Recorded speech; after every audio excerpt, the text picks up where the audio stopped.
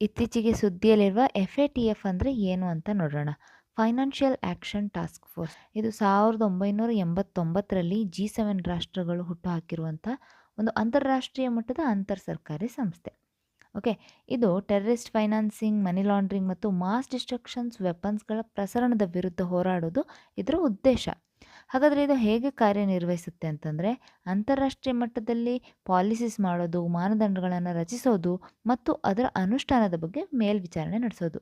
ಹಾಗಂತ FATF ಯಾವುದೇ ವ್ಯಕ್ತಿಯ ವಿರುದ್ಧ ತನಿಖೆ ನಡೆಸೋದಿಲ್ಲ. ಬದಲಿಗೆ ಸದಸ್ಯ ರಾಷ್ಟ್ರಗಳು ತನ್ನ ಶಿಫಾರಸುಗಳನ್ನು ಸರಿಯಾಗಿ ಅನುಷ್ಠಾನಗೊಳಿಸುತ್ತಿದೆಯೋ ಇಲ್ಲವೋ ಎಂಬುದನ್ನು ಚೆಕ್ ಮಾಡುತ್ತೆ.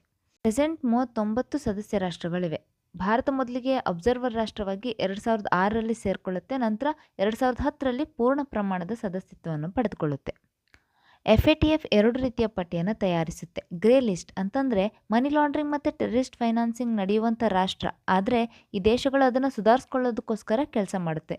For example south Africa, Nepal ಸೇರಿದಂತೆ 25 ರಾಷ್ಟ್ರಗಳಿವೆ. ಬ್ಲ್ಯಾಕ್ ಲಿಸ್ಟ್ ಅಂತಂದರೆ FATFಗೆ ಸಹಕಾರ ನೀಡದ ರಾಷ್ಟ್ರ.